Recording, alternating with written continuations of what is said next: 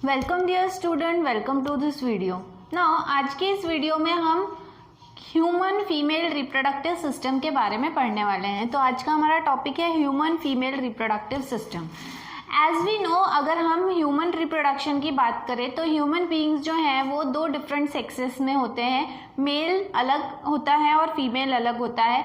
Mail जो है उनका रिप्रोडक्टिव सिस्टम अलग होता है, स्ट्रक्चरली फंक्शनली अलग होता है। उसी तरह से फीमेल रिप्रोडक्टिव सिस्टम भी it differs from male reproductive system in various ways. ठीक है, बहुत सारे बोल सकते हैं एरियाज में जो भी फीमेल रिप्रोडक्टिव सिस्टम है ये मेल रिप्रोडक्टिव सिस्टम से बहुत ज़्यादा डिफरेंट है। अब दोनों में सबसे पहला डिफरेंस अगर हम देखें तो मेल रिप्रोडक्टिव सिस्टम में जो चेंजेस हैं वो इतने फ्रिक्वेंटली ऑकर नहीं होते, लेकिन जो फीमेल रिप्रोडक्टिव सिस्टम है, फीमेल रिप्रोडक्टिव सिस्टम में कंटिन्यूअसली चेंज होते रहता है। मतलब द चेंज ऑकर्स कंटिन्यूअसली। ठीक है, कोई भी ऐसा समय नहीं होता कि जब फीमेल रिप्रोडक्टिव सिस्टम में किसी प्रकार का बदलाव ना हो रहा हो। कंटिन्यूअसली उसमें किसी ना किसी प्रकार का बदलाव जो है वो हो रहा होता है। ठीक है, तो आज के इस वीडियो में हम थोड़ा सा जो है वो स्ट्रक्चरली देखने की कोशिश करेंगे कि फीमेल रिप्रोडक्टिव सिस्टम जो है वो कैसा होता है। एक्चुअली फीमेल रिप्रोडक्टिव सिस्टम को दो पार्ट में डिवाइड किया गया है। एक है एक्सटर्नल जेनेटिलिया और दूसरा है इंटरनल जेनेटिलिया। एक्सटर्नल जेनेटिलिया मतलब बाहरी तौर पे जो फिजिकली जब हम देखते हैं तो बाहर से जो फीमेल रिप्रोडक्टिव सिस्टम है उसमें क्या क्या पार्ट्स हैं उसको एक्सटर्नल जेनेटिलिया कहा है। लेकिन इंटरनली जो फीमेल रिप्रोडक्टिव सिस्टम है उसमें क्या क्या कह सकते हैं हम मैकेनिज्म है या क्या क्या ऐसे पार्ट्स हैं फीमेल रिप्रोडक्टिव सिस्टम के जो प्रेजेंट होते हैं और उनके क्या फंक्शन है। तो आज हम इस वीडियो में इंटरनल जेनेटिलिया के बारे में डिस्कस करेंगे। ठीक है, तो हमारा आज का जो टॉपिक है वो है female reproductive system. Female reproductive system को हम डायग्राम के हेल्प से जो है वो स्टडी करने वाले हैं। नाउ जैसे कि आपको पता है कि फीमेल में मेन रिप्रोडक्टिव ऑर्गन जो है वो ओवरी कहलाता है। ठीक है, ओवरी जो है इसमें ओवम तैयार होता है जिसे हम एग भी कहते हैं। तो फीमेल में दो ओवरीज होती है, पेयर ऑफ ओवरी। ठीक है, this is 1 and this is 2। यहाँ पे लेबल भी किया हुआ है। तो यहाँ पे हम इसको थोड़ा जो है वो ज़्यादा अच्छे से आपको समझ में आए कि हम किस पार्ट के बारे में बात कर रहे हैं, तो आपको ये जो है वो थोड़ा सा समझ में आएगा। तो we are talking about ovary. ठीक है, अभी हम किसके बारे में बात कर रहे हैं? ओवरी के बारे में बात कर रहे हैं। नाउ जैसे कि आपको पता है कि this is 1 ovary and this is another ovary. दो ओवरीज जो है वो हर एक फीमेल में होती है। ठीक है, ओवरी का मेन काम क्या है? Ovary is also called as female gonad. Ovary जो है इसे फीमेल गोनाड कहा जाता है। क्यों? क्योंकि जो गमेट, फीमेल गमेट फॉर्मेशन की जो प्रोसेस है वो ओवरी के अंदर होती है। ठीक है, मतलब जो एग फॉर्मेशन हो रहा है वो ओवरी के अंदर होता है। ओवरी के अंदर में जो है वो कई सारे प्रीमोर्डियल फॉलिकल्स होते हैं, छोटे छोटे सेल्स होते हैं जिन्हें प्रीमोर्डियल फॉलिकल्स कहा जाता है। ये प्रीमोर्डियल फॉलिकल्स जो हैं ये बारी बारी करके मैच्योर होते हैं। मतलब हर बार सारे के सारे प्रीमोर्डियल फॉलिकल्स जो हैं वो एक साथ में जो मैच्योर नहीं होंगे। ठीक है, सारे के सारे जो हैं वो एक साथ में मैच्योर नहीं होते। इनमें से जो है वो हर बार हर मंथ में एक ही ओवम है या एक ही प्रीमोर्डियल फॉलिकल है जो मैच्योर होता है। ठीक है, अगर पहली बार राइट साइड के ओवरी से हुआ है तो नेक्स्ट टाइम जो है वो लेफ्ट साइड के ओवरी का जो भी ओवम है या प्रीमोर्डियल फॉलिकल है वो मैच्योर होता है। ठीक है, जो भी प्रीमोर्डियल फॉलिकल है वो धीरे धीरे साइज में बढ़ता है क्योंकि ओवम जो है वो साइज में बढ़ रहा है। प्रीमोर्डियल फॉलिकल में कई सारे फॉलिकुलर सेल्स होते हैं जो ओवम को सराउंड करते हैं। फॉर एग्जांपल अगर हम बात करें कि ये आपका ओवम है। ठीक है, अच्छा नेक्स्ट स्लाइड पे हम बात करते हैं। फॉर एग्जांपल अगर ये आपकी इफ सपोज जो है ये प्रीमोर्डियल फॉलिकल है। ठीक है, तो ये प्रीमोर्डियल फॉलिकल में जो है वो बहुत सारे क्या होते हैं? फॉलिकुलर सेल्स होते हैं। ठीक है, ये फॉलिकुलर सेल्स जो है ये ओवम को सराउंड कर रहे हैं। किसको सराउंड कर रहे हैं? It is surrounding the ovum. ये if suppose this is the ovum, ठीक है ना। यहाँ पे जो भी ओवम है इसको क्या सराउंड कर रहे हैं, प्रीमोर्डियल फॉलिकल्स जो है या फॉलिकुलर सेल्स जो हैं वो सराउंड कर रहे हैं। अब जैसे जैसे ओवम बढ़ेगा वैसे वैसे ये फॉलिकल का साइज क्या होगा, बढ़ेगा। जो सबसे मैच्योर, सबसे बड़ा फॉलिकल होता है जिसके अंदर एक मैच्योर ओवम पूरी तरह से अब रेडी है फर्टिलाइजेशन के लिए, उसे कहा जाता है ग्राफियन फॉलिकल। उसे क्या कहा जाता है, it is called as Graafian follicle. Graafian follicle इस स्टेज पे आने के बाद में जो फॉलिकल है वो फूट जाता है, ठीक है। तो इफ सपोज ये सबसे बड़ा फॉलिकल है, ठीक है, this follicle is called as what, this follicle is called as Graafian follicle. Graafian follicle, इसे क्या कहा जाएगा, ग्राफियन फॉलिकल। जब ये ग्राफियन फॉलिकल जो है ये पूरी तरह से तैयार हो जाता है तो यहाँ पे जो ओवम है इसके अंदर में ऑब्वियसली ओवम क्या रहेगा, बड़ा रहेगा, ठीक है। क्यों, क्योंकि फॉलिकल का साइज कब बढ़ रहा है, जब ओवम का साइज बढ़ रहा है ना। इसके बाद में जो भी ओवम है ये जब क्या होता है, मैच्योर हो जाता है तो ये फूट जाता है, ठीक है। ये क्या हो जाता है, इट बर्स्ट आउट हो जाता है। तो इसमें से जो भी ये ओवम है ये बाहर रिलीज होता है, ठीक है। बाहर रिलीज होने के बाद में क्या होगा, नाउ बाहर रिलीज होने के बाद में now will again come to the torch area, ठीक है। जब ओवम रिलीज होता है तो आप देखोगे यहाँ पे कुछ फिंगर लाइक प्रोजेक्शंस हैं, ठीक है। इस तरह फिंगर की तरह दिखने वाले प्रोजेक्शंस हैं जिन्हें फिमरी कहा जाता है, ठीक है।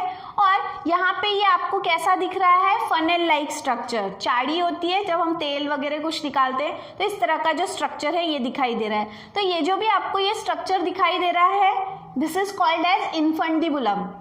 ये जो भी फिंगर लाइक प्रोजेक्शंस है these are called as fimbriae, ठीक है। अब ये इसका माउथ जो है वो कहाँ पे खुला हुआ है, ओवरी में। जो भी ये ओवम रिलीज हुआ है ये जो भी माउथ यहाँ पे खुला हुआ है this is called as ostium. Ovum इस माउथ से अंदर जाएगा, फिंगर लाइक प्रोजेक्शंस इस ओवम को कलेक्ट करेंगे और उसे फिर आगे की तरफ बढ़ा देंगे। आगे की तरफ आने के बाद में देखो यहाँ पे दिख रहा है दिस इज एग, ये क्या है, एग है। तो जो भी ओवम है अब वो यहाँ पे इस ट्यूब लाइक स्ट्रक्चर में एंटर हो गया है। इस ट्यूब को क्या कहा जाता है, this tube is called as Fallopian tube. इसे क्या कहा जाता है, फैलोपियन ट्यूब ना। जैसे कि आप देख सकते हो कि एग कहाँ पर आकर रुक गया है, एग जो है वो इस तरह के टर्न पे आके रुक गया है, ठीक है। ये जो भी टर्न वाला एरिया है this is called as ampulla. उसे क्या कहा जाता है, एम्पुला। ये एम्पुला पे आकर रुकता है for the process of fertilisation, ठीक है। फर्टिलाइजेशन के लिए ये यहाँ पर आकर रुकता है ना।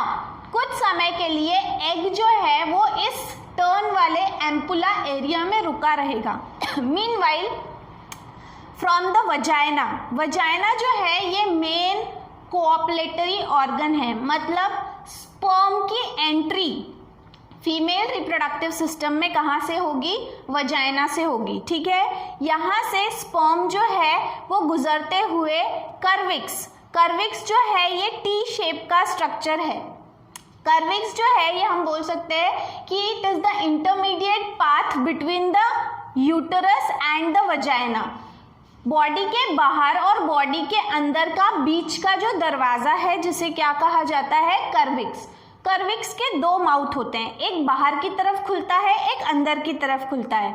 बाहर की तरफ जब वो खुलेगा तो वो वजाइना में खुलेगा, that is called as external os. उसे क्या कहा जाता है, एक्सटर्नल ओएस।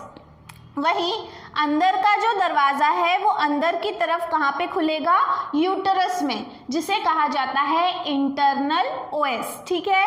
देन यहाँ पे अब जब वजाइना से होते हुए जब स्पर्म जो है वो कहाँ पे पहुँचेंगे, एम्पुला एरिया में पहुँचेंगे, तब वहाँ पर जाकर ओवम और स्पर्म का फर्टिलाइजेशन होगा। फर्टिलाइजेशन मतलब fusion of male and female gamete. जब फ्यूजन हो जाएगा तो ये egg will be converted into zygote, ठीक है। अब जैसे ही जाइगोट आप सभी को पता है कि it is a single cell structure. जो भी जाइगोट है जैसे ही फॉर्म होता है वैसे ही उसमें कंटिन्यूअस सेल डिवीजन शुरू हो जाता है। मतलब एक सेल डिवाइड होके 2 माइटोटिक डिवीजन हो जाता है, 1 से 2 होगा, 2 से 4, 4 से 8, ऐसे नंबर ऑफ सेल स्टेज तैयार होने लगते हैं। मीनवाइल ये सब हो रहा है तो यहाँ पे ये एग रुका, मतलब जाइगोट अब रुका हुआ नहीं होगा, वो गंडलते हुए रोल डाउन होते हुए कहाँ पर आएगा, it will come to the uterus. कहाँ पे आएगा, यूटरस में आएगा। ठीक है, यूटरस में आप देख सकते हो कि ये जो ऊपर डोम शेप का स्ट्रक्चर है which is called as fundus. ठीक है, यहाँ पे आने के बाद में जब वो आ रहा है तब तक के वहाँ पे ब्लास्टुला स्टेज, गैस्ट्रुलेशन, ये सब हमको पढ़ना है रिप्रोडक्शन वाले चैप्टर में। ब्लास्टुलेशन, गैस्ट्रुलेशन, ये सब स्टेजेस होगी। इसके बाद में यहाँ पर आने के बाद में जो भी ये इनर लेयर है यूटरस की, किसकी इनर लेयर है ये, यूटरस की, which is called as endometrium. इसे क्या कहा जाता है, एंडोमेट्रियम। इसके इस डोम शेप वाले लेयर के अंदर वो जो भी जाइगोट है जो अब कौन से स्टेज में है, गैस्ट्रुलेशन बोलो या मोरूला में, वो उस लेयर के अंदर जाकर बरीड हो जाएगा। बरीड मतलब समा जाएगा वहां पर, और आगे की उसकी जो डेवलपमेंट है वो उस स्किन के लेयर के अंदर होगी। ठीक है, इस प्रोसेस को जब जो भी जाइगोट है डिवीजन स्टेज में होता है और वो जब उस लेयर के अंदर जाकर बरीड हो जाता है, the process is called as implantation. तो ज़्यादातर जो इम्प्लांटेशन की प्रोसेस है वो कहाँ पर होती है, फंडस में। और फंडस कौन सा एरिया है, it is the dome shape structure. ठीक है, नाउ अब बात करते हैं एंडोमेट्रियम के बारे में। What is endometrium? As you can see कि हम बात कर रहे हैं कि यूटरस का जो इनर लेयर है इसे एंडोमेट्रियम कहते हैं। नाउ जो भी यूटरस है इसका पूरा स्ट्रक्चर जो है वो 3 लेयर में डिवाइडेड है। The outer layer is called as perimetrium, जो यूटरस को पूरी तरह से कवर करता है। जो बीच वाला लेयर है दैट इज कॉल्ड एज, यहाँ पे देखो यहाँ पे लेबल किया हुआ है, that is called as myometrium. Myometrium जो है ये हाईली मस्क्यूलर होता है। जैसे कि हमें पता है कि for the process of giving birth to a baby muscular strength की जरूरत होती है, तो myometrium is fully made up of muscle. और जो सबसे अंदर की लेयर होती है यूटरस की that is called as endometrium. ठीक है, तो इस तरह से यूटरस जो है ये 3 लेयर से बना हुआ है। सबसे बाहर की जो है पेरीमेट्रियम, बीच की जो है मायोमेट्रियम, और सबसे अंदर की जो है वो है एंडोमेट्रियम। अब इन सब में सबसे इंपॉर्टेंट है एंडोमेट्रियम। एंडोमेट्रियम क्यों? देखो, जैसे मैंने आपको यहाँ पे प्रोसेस बताई कि एग यहाँ पे फर्टिलाइज होगा, रोल डाउन होके यूटरस में आएगा, फंडस में उसका इम्प्लांटेशन होगा और आगे की डेवलपमेंट वहाँ पर होगी। कब तक के? जब तक के एक बैग लाइक स्ट्रक्चर तैयार नहीं हो जाता जिसे हम प्लासेंटा कहते हैं। ये प्लासेंटा तैयार होने के लिए कम से कम 3 से 4 महीने लगते हैं। इसीलिए प्रेगनेंसी का पहला ट्राइमेस्टर, जिसे हम 3 से 4 महीने, मतलब पहला जो ट्राइमेस्टर होता है प्रेगनेंसी का, ट्राइमेस्टर मतलब प्रेगनेंसी का जितना जो 9 महीने का टाइम पीरियड है ह्यूमन बीइंग में, उसे 3 भागों में बांटा गया है। पहले को फर्स्ट ट्राइमेस्टर, दूसरे को सेकेंड और तीसरे को तीसरा ट्राइमेस्टर, इसलिए क्योंकि हर एक भाग 3 महीने का बना हुआ है।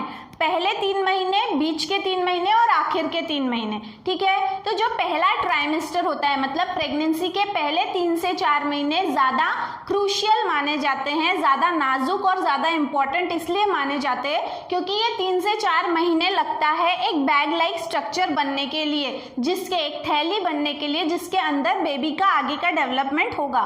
तो जब तक के ये प्लासेंटा तैयार नहीं हो जाता तब तक के इसका इम्प्लांटेशन यहाँ पर होगा लेयर के अंदर और फिर वहाँ पे एक बैग लाइक स्ट्रक्चर तैयार होगा। It will take 3 to 4 months। The whole process is carried out under the influence of number of hormones. यहाँ पे हॉर्मोन्स के द्वारा ये पूरी प्रोसेस कैरी आउट होती है। जब ओवरी में से ओवम रिलीज होता है तब हमारे शरीर में मतलब फीमेल के शरीर में प्रोजेस्टेरॉन नाम का हार्मोन जो है, ये प्रोजेस्टेरॉन नाम का हार्मोन ज़्यादा तादाद में बनने लगता है। प्रोजेस्टेरॉन हार्मोन का फंक्शन है to maintain the pregnancy, pregnancy को मेंटेन रखना मतलब बनाए रखना। अगर प्रोजेस्टेरॉन के हार्मोन लेवल में कम या ज़्यादा हो जाता है तो प्रेगनेंसी जो है वो अपने आप मिसगैरेज हो सकता है, मतलब अबॉर्शन हो सकता है। तो इसीलिए प्रोजेस्टेरॉन का लेवल हाई होता है। अब प्रोजेस्टेरॉन का लेवल हाई तो रहता है, प्रेगनेंसी मेंटेन करने के लिए रहता है, लेकिन डिस्पाइट ऑफ कि वो ओवम जो रिलीज हुआ है वो फर्टिलाइज होगा या नहीं होगा, फिर भी जो ओवरी है वो प्रोजेस्टेरॉन हार्मोन तैयार करता है। ठीक है, फिर डिपेंड करता है फीडबैक के ऊपर। अगर फर्टिलाइजेशन हुआ तो प्रोजेस्टेरॉन 3 से 4 महीने तक तैयार किया जाएगा जब तक के प्लासेंटा तैयार नहीं हो जाता। फिर प्रोजेस्टेरॉन का हार्मोन जो है वो प्लासेंटा तैयार करेगा, उसके पहले ओवरी कर रही थी। लेकिन अगर ओवम फर्टिलाइज नहीं होता तो क्या होगा? ठीक है, अगर ओवम यहाँ पे आकर सेट है, फर्टिलाइजेशन नहीं हुआ, तो उसके बाद में ये ओवम अपने आप रोल डाउन होके यूटेराइन कैविटी में आ जाएगा। ठीक है, अब जब ओवम रिलीज होने वाला था तब जो एंडोमेट्रियम है, यहाँ पे आप देखो बहुत छोटी सी जगह है। क्यों? क्योंकि ये जो एंडोमेट्रियम है इसकी थिकनेस क्या हो गई है? बढ़ गई है, ये इसकी मोटाई जो है वो बढ़ गई है। क्यों?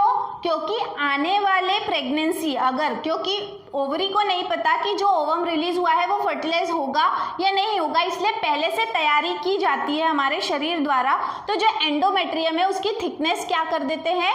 बढ़ा दी जाती है नेचुरली। ठीक है, ये इसलिए क्योंकि आने वाला जो फर्टिलाइज्ड ओवम रहेगा या जाइगोट रहेगा वो बहुत ही नाजुक स्ट्रक्चर है। जैसे हम कांच के बर्तन को अगर कहीं ले जाना है तो हम थर्माकोल में या फिर कॉटन में रखते हैं कुशनिंग के लिए, ताकि वो एक दूसरे से टकराए ना और टूटे ना। इसी तरह से यहाँ पे जो जाइगोट आएगा उसके सेफ्टी के लिए एंडोमेट्रियम अपने आप बढ़ जाता है। ठीक है, लेकिन अगर ओवम फर्टिलाइज नहीं हुआ तो क्या होता है? धीरे धीरे जो बढ़ी हुई थिकनेस है ये शेड ऑफ होने लगती है। शेड ऑफ मतलब झड़ने लगती है। ये झड़ती है मतलब जो है वो वहाँ से उसका लेयर पतला होने के लिए ऊपर की जो लेयर है वो अपने आप शेड ऑफ होने लगती है, जिसकी वजह से ब्लड निकलता है और वो ब्लड जो है वो ब्लीडिंग के तौर पे हमारे मेंस्ट्रुअल साइकिल को रिजल्ट करता है, मतलब it leads to menstrual cycle. हमारा जो है वो मेंस्ट्रुअल साइकिल शुरू हो जाता है और जो भी फिर वो बहाव है खून का, ब्लड का, वो बहाव हमारे शरीर से बाहर निकल जाता है along with the unfertilised ovum. इस बहाव के साथ में जो ओवम जो फर्टिलाइज नहीं हुआ था वो हमारे शरीर में रहता नहीं है, इस ब्लड के साथ में वो ओवम भी हमारे बॉडी से बाहर चला जाता है। ये प्रोसेस हर महीने, एक्चुअली महीने नहीं बोलेंगे, हर 28 दिन की ये पूरी प्रोसेस है। हर 28 दिन के बाद में ये सारी चीज़ें होती है। मतलब पहले जो है फर्स्ट डे ऑफ मेंस्ट्रुअल, जिस दिन से ब्लीडिंग स्टार्ट होती है उसे हम पहला दिन कंसीडर करते हैं। पहले दिन से चौथे दिन तक ब्लीडिंग स्टेज होती है। इसके बाद में 5वें दिन से 14वें दिन तक जो थिकनेस पतली हुई है वो थिकनेस बढ़ाई जाती है under the influence of hormone. ठीक है, वो थिकनेस बढ़ाई जाती है, बढ़ती है। 14वें दिन तक थिकनेस सबसे ज़्यादा बढ़ जाती है। क्यों? क्योंकि 28 दिन के साइकिल में मिडल डे आता है 14th डे, और 14th डे पे ओवम रिलीज होता है, ऐसा माना गया है। ठीक है, मतलब ये पर्सन टू पर्सन वैरी कर सकता है क्योंकि it totally depends on the hormone. ठीक है, तो 14वें दिन जो है वो ओवम रिलीज होता है।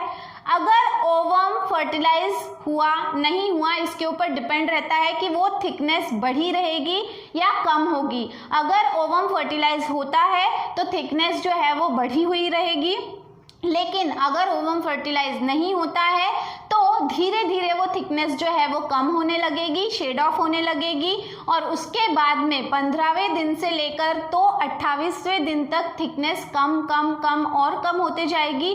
और उसके बाद में आफ्टर 28th डे फिर से ब्लीडिंग स्टार्ट होगी, मतलब मेंस्ट्रुअल फेज स्टार्ट होगा। This whole cycle is called as menstrual cycle, जिसमें 4 फेजेस होते हैं, वो हम पढ़ेंगे जब हम मेंस्ट्रुअल साइकिल के बारे में पढ़ने वाले हैं।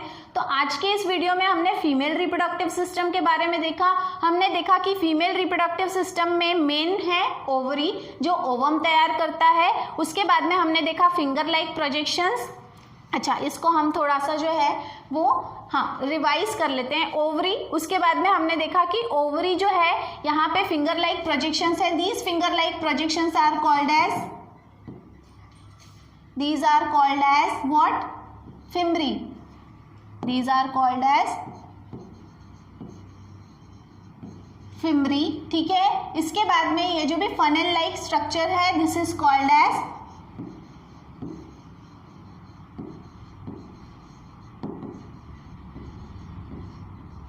इनफंडिबुलम, ठीक है।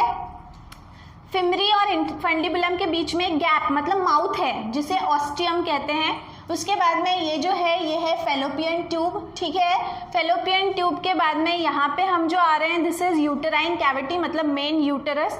यूटेरस की जो बीच की लेयर है that is called as myometrium. सबसे अंदर की जो लेयर है that is called as endometrium, ठीक है।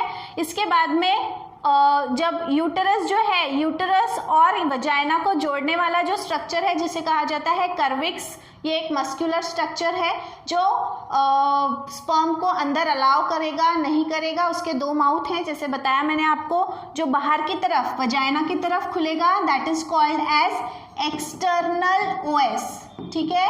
और जो यूटेरस की तरफ खुलेगा that is called as internal os. अगर प्रेगनेंसी ठहर जाती है, मतलब अगर आप कंसीव कर लेते हो, प्रेग्नेंट हो जाते हो, तो उस समय में जो इंटरनल ओएस है इट गेट क्लोज, बंद हो जाता है टू प्रोटेक्ट द प्रेगनेंसी। अंदर का कुछ भी जो है वो बाहर ना जाए, इसलिए इंटरनल ओएस बंद हो जाता है, ठीक है। देन इसके बाद में जो भी वजाइना है, vagina is main copulatory organ which allows the sperm to get inside the female reproductive system, ठीक है। तो इस तरह से आज के इस वीडियो में हमने देखा फीमेल रिप्रोडक्टिव सिस्टम का एक जनरल आइडिया। बहुत सारी चीज़ें हैं जो डिटेल में आपके चैप्टर में दी हुई है, तो वो हम देखेंगे हमारे आने वाले वीडियोज़ में। तो आज के लिए इतना ही। Till then thank you very much.